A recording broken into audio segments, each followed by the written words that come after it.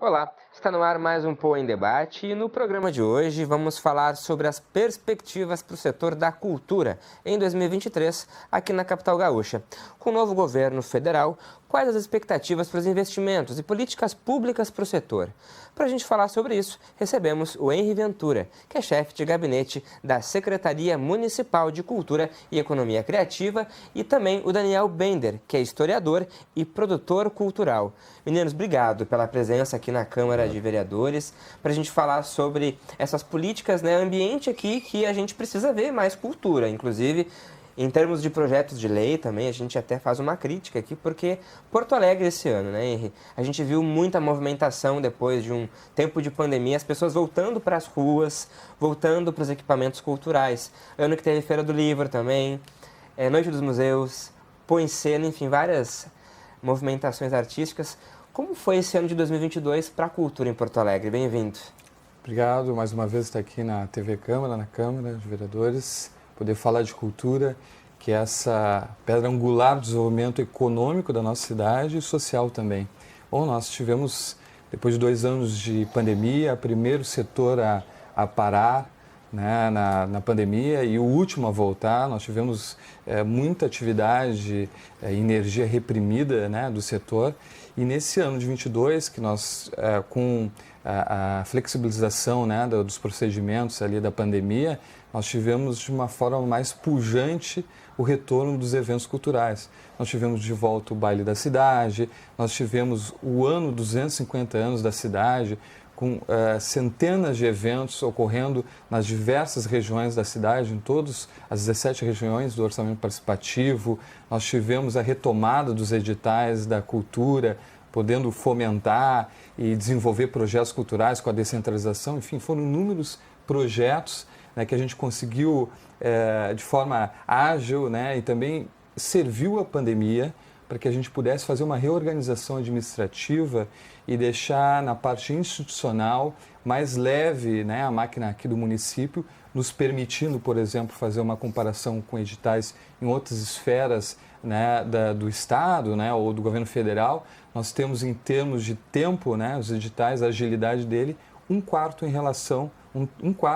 menor em relação aos editais do Estado ou do governo federal. Então, a gente conseguiu usar esse tempo, né, na prefeitura aqui para desburocratizar e, com isso, na hora que a gente pudesse colocar na rua os editais e fazer o fomento, as atividades poderem acontecer pela cidade, sendo de forma mais efetiva e mais ágil. Pois é, Daniel, para ti também que está de fora dessa gestão pública, mas também já atuou, né, no governo do Estado aí, com relação à lei de incentivo, também é importante tu ter esse olhar aí de análise para a gente poder iniciar o nosso debate. Como tu complementa a fala do Henri, analisando também. Bem-vindo. Obrigado. Bem, gente, é uma questão bem complicada que ao longo dos anos que nunca se passou na vida terrena, posso dizer assim, que foi essa pandemia. Eu trabalho na área cultural, são mais de 30 anos, né? E pela primeira vez, né, precisei parar de trabalhar, em função não apenas de questão de políticas públicas, a falta ou não ter, mas em função dessa pandemia global. E isso afetou diretamente, né, um forte setor que, como o próprio Henri citou, né, que foi o primeiro a parar e o último a voltar. E agora, com a volta um pouco à normalidade, estamos vendo, né, que já está voltando um pouco o nível de crescimento do Covid, mas esperamos que agora com as vacinas sejam retomadas, as pessoas possam voltar às suas atividades, mas precisamos entender e retomar de novo o Ministério da Cultura, que foi um ministério que foi extinto pelo governo agora que se encerra em 31 de dezembro, e que tenhamos novas perspectivas e prever 2023 não vai ser fácil, né? Porque já tem um orçamento curto, né, que para um ministério que não existia mais, vendo isso, o repasse também aos governos municipais e estaduais também foram limitados, muito em função do aquele dito orçamento secreto, que ninguém sabe para onde ia, nem como prestava-se contas. Essa falta de transparência, não apenas no setor cultural, como em outros, né, trouxe muitos prejuízos à nossa comunidade cultural. Agora, esperamos que com a retomada do Ministério e as políticas públicas, tenhamos uma negociação maior, ampliação das leis de incentivo, ampliação dos fundos, de editais públicos. Agora, a Lei Paulo Gustavo, que foi agora recentemente aprovada, dê mais uma injeção na economia, né? Que possa voltar, tentar recuperar esse tempo perdido que não foi produzido, né? Por nós, a comunidade cultural. Quer dizer, tem muito trabalho ainda para ser feito e recuperar. E quando a gente fala de orçamento, o Daniel falou aqui, eu queria entender um pouquinho, assim, a gente falava antes, assim, o orçamento aqui para a cultura do município já foi de 3%, né? Hoje não chega nem a 1%. Olha o quanto, né? 3 já era pouco, imagina agora nem chega a 1. Como você vê isso, assim? A gente tem uma dificuldade, porque a prefeitura ela tem muito a fazer por uma cidade, né? Para poder cuidar da cidade. Mas a cultura acaba sendo ainda um setor ainda que tem dificuldade de aumentar esse orçamento. Por que tu imaginas isso? Bom, nós já tivemos 3%, como tu mencionaste, Felipe. A cultura já passou, nesses últimos 6 anos, né, por bastante dificuldades. Nós tivemos, na gestão anterior, uma redução em termos orçamentários também. Então, nós estamos numa perspectiva até, enxergo como positiva nesse governo. O prefeito Melo tem dado muita prioridade à cultura, entendendo que é uma dos setores de grande propulsão na cidade de Porto Alegre, né? A cultura, nós estamos vendo aí, na mesma medida que nós temos o Salt Summit vindo aqui, a cidade se colocando como um polo de inovação e tecnologia, nós também somos, temos que lembrar, anterior a isso, o polo do setor cultural, né? O número de teatros, espaços culturais, equipamentos culturais que nós temos na cidade, proporcionalmente ao número de habitantes, é um dos maiores, comparando com outras capitais do Brasil. Nós estamos numa crescente em termos de orçamento, não é ainda aqueles 3% que em outro tempo nós tivemos. Nós temos também que entender que isso não é uma exclusividade da cidade de Porto Alegre. Nós temos que entender o cenário econômico que o Estado vive, que o país, mas nessa perspectiva de retomada, nós estamos crescendo e melhorando bastante. Em termos de orçamento, eu preciso, entrando nesse ponto, antes fazer um agradecimento, já que nós estamos aqui na TV Câmara, aos mais de 2 milhões e 700 reais no orçamento destinado em emendas impositivas pelos nossos vereadores daqui da capital, que dentro daquela primeira linha que tu trouxeste, né, de perspectiva do que, enfim, de um balanço de 2022, né, nós tivemos um apoio considerável, né, forte, uma mão forte da Câmara de Vereadores, dos vereadores, de todos eles, na cultura. É uma das secretarias com maior número de investimento em termos de emenda impositiva. 2 milhões das emendas impositivas para a cultura que se espalham em diversos projetos. Com certeza, que proporcionam para que a gente possa ter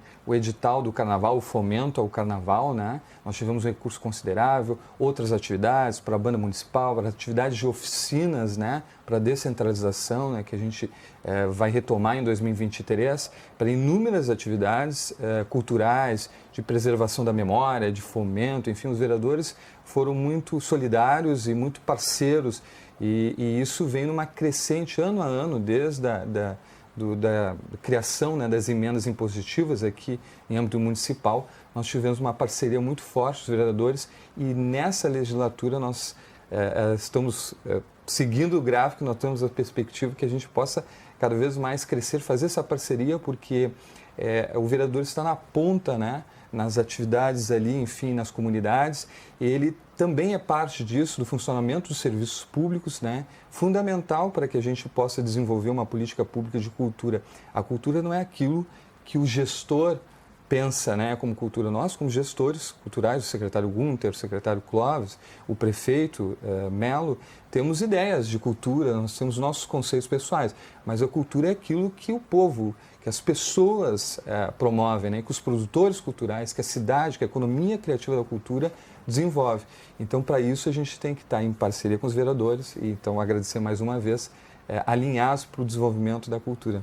Por isso que a construção é realmente coletiva. E aí, para título de informação também, a revista Piauí divulgou um balanço de que em 2022 os investimentos do governo federal para a cultura caíram 63% em relação a 2018.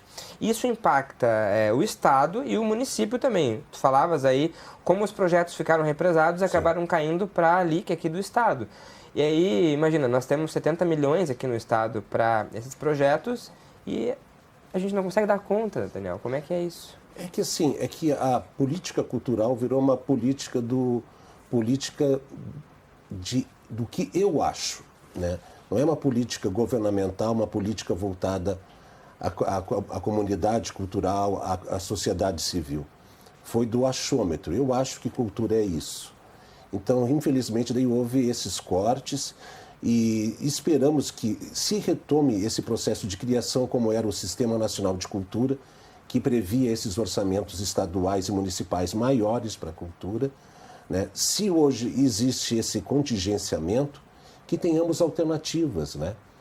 Como, por exemplo, já se fala há muito tempo em Porto Alegre da criação de uma lei de incentivo municipal, né? Infelizmente não pode ser uma iniciativa da Câmara, porque mexe em orçamento, tem que ser uma iniciativa do Executivo. Fizemos uma vez um debate grande, reunimos pessoas da comunidade cultural e o projeto foi encomendado pelo governo municipal e depois foi engavetado. E nunca mais se falou no assunto, né? Então, é uma coisa que pode se voltar, já que não se tem o recurso próprio, né, Henri? Pensar nessa forma que hoje o Executivo vem e apresente. Olha, nós temos o ISS e o IPTU. Podemos destinar 5% dele para projetos culturais. Ótimo! Então, ele não vai ter que deixar de desassistir alguma coisa, pois ele vai estar privilegiando não, fomentando, né, um setor que muito sofre, tanto aqui em Porto Alegre como em qualquer lugar do Oiapoque ao Chuí. Pois é, e nesse sentido, assim, né, há como isso ser feito, porque a gente imagina que muitos esforços têm que ser feitos aí. A gente tinha aí o FUNPROARTE. Como é que tá as expectativas para esse FUNPROARTE poder voltar para o ano que vem? Bom, como o Daniel trouxe, eu acho que é importante a gente ter em mente a nossa expectativa. A gente está muito otimista falando em termos do novo governo que assume dia 1º de janeiro de 2023, da retomada do Ministério da Cultura, que é importante, e possivelmente se concretiza aí de nós termos na condução da Secretaria Executiva do Ministério da Cultura o Márcio Tavares, que é um gaúcho daqui, também historiador. Enfim, isso de certa forma, dá importância ao setor cultural do Rio Grande do Sul, importante essa comunicação, e a gente tende a ter um alinhamento, porque, inclusive, o presidente eleito, no primeiro discurso dele para as pessoas, após a vitória, ele mencionou em torno de 20 vezes a palavra cultura, né?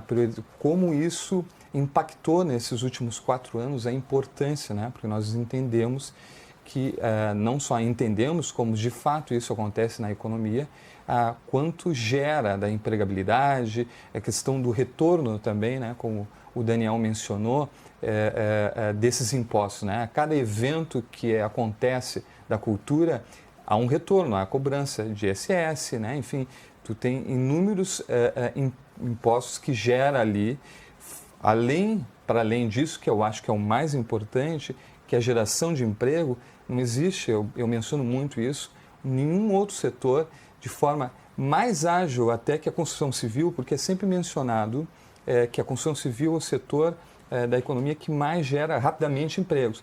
Eu digo que anterior à construção civil está a cultura. Para a cultura, para funcionar um evento, são poucas as instâncias burocráticas para eu executar. Para eu construir uma obra, eu vou ter que ter licenças, projetos, enfim. Agora, para eu fazer um evento, por exemplo, na Orla, no mínimo eu vou gerar um evento de grande porte, um Réveillon da cidade, que de forma direta tu envolve 100 pessoas trabalhando, indiretamente, né, os bares ali, os trabalhadores que estão lá. Então, quer dizer, isso faz parte dessa engrenagem que a gente chama da economia criativa da cultura, que vai para além do artista, do produtor cultural, do hold, enfim, do técnico, daquele que está, do jornalista que está acompanhando o evento. Então, assim, nós temos uma perspectiva para o ano de 2023, o Daniel mencionou, tivemos uma discussão nesse ano sobre lei de incentivo municipal. Realmente, Porto Alegre carece de uma lei municipal. Nós fizemos uma proposta, está tramitando dentro, nas esferas do Executivo, e nós estamos construindo esse debate, que é um debate de muitas pessoas, muito figuras que envolvem dentro da administração, a Secretaria da Fazenda, né, o planejamento, enfim, para que a gente possa implementar uma lei de incentivo municipal, sim, que é fundamental para ela abranger, por exemplo, nós não temos na figura da lei de incentivo do Estado ou a lei Rouanet, que a nossa expectativa é da retomada de forma mais pujante, né, agora com o novo governo. Nós não temos nessas duas leis que hoje existem de incentivo à cultura, ela não abraça, por exemplo, o pequeno supermercado lá da Restinga, que poderia entrar, não entra, talvez por alguns gatilhos da lei, numa lei de incentivo. Agora, se nós tivéssemos uma lei municipal de incentivo, através ou né, do IPTU, o ISS, mas o próprio IPTU, por exemplo, nós poderíamos abraçar setores da iniciativa privada que teriam interesse, e hoje têm interesse, gostariam de participar de uma forma mais ativa, né, nesse fomento da cultura. Né? Por exemplo, tu poderia fazer lá no Mário Quintana uma atividade cultural lá com o comércio lá participando. Hoje, alguns comerciantes não vão conseguir entrar, eles conseguir deduzir, né, imposto dentro da lei de incentivo do Estado. Até aproveitando essa tua né? explicação, pedir até para você mesmo, Daniel, nos explicar, até tem tu é parecerista, né, da Lei Rouanet aqui, explicar para a gente assim, como é que se dá, né, esse incentivo da Lei Rouanet quando a gente está falando desses parceiros também poderem ajudarem nessa construção. Não, é importante o público ficar sabendo que uma lei de incentivo, tanto federal, estadual ou municipal, não é dinheiro direto do poder público, é um dinheiro indireto. Ele sai do orçamento, mas ele depende de patrocinadores, ou seja, precisamos da iniciativa privada. E a iniciativa privada que vai pagar na lei federal, no caso, o imposto de renda, na lei de incentivo à cultura do Estado, as empresas que pagam ICMS, né, e nos municípios, o IPTU e o ISS. Então, isso hoje, a realidade de uma lei Rouanet é muito distante, né? Tanto que a captação da lei Rouanet, quase 60% fica no eixo Rio e São Paulo, 25% aqui na região sul e o restante dividido entre norte e centro-oeste. Ou seja, uma parcela mínima. Então, precisamos aproximar os pequenos empresários, médios, destas leis. Então, a lei estadual, ela começou a se aproximar mais quando ela começou a aumentar os percentuais de dedução. Para dar um exemplo, a lei Rouanet é 4% do imposto devido, certo? Enquanto a LIC chega até 20%, dependendo do ICMS, do que cada um paga. E no município pode ser assim também. Então isso vai aproximar, como ele falou, olha, tem um projeto de hip hop lá na Restinga, que oferece grafite, oficinas, dança, tal. E o professor é amigo do dono do armazém, que paga aquele IPTU e ele está pagando diretamente, ele não está girando diretamente na comunidade. Agora, tendo aquele projeto lá, ele vai dizer, poxa, por que eu não vou fomentar aqui, né, a comunidade e apoiar aqueles jovens em contraturno escolar, dando reforço, projetos que unem educação e inclusão, diversidade, né, ou qualquer outro tema relativo ao empoderamento feminino e tudo mais, questão de gênero, cor, não importa, mas que possam ter esse incentivo e possam ter esse apoio.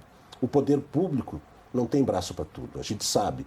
Gostaria que o orçamento da cultura fosse 10%, mas claro, nunca vai ser, é a utopia. Mas então vamos buscar essas alternativas. Mas precisamos que o executivo aí tome também, debata com a sociedade e diga, olha, estamos buscando, vamos fazer isso. Só que daí, na outra parte, não querer tirar daí depois do orçamento, que é menos de 1%, e deixar só para uma lei de incentivo. Muitos governos tentaram fazer isso, mas não é bem certo. Mas vamos tentar manter um orçamento bom, né, para a cultura. Até depois eu quero perguntar para o Henrique aqui, aproveitar a presença dele, como é que está as reformas da usina do gasômetro. Os equipamentos culturais que a gente precisa ver também ver movimentado.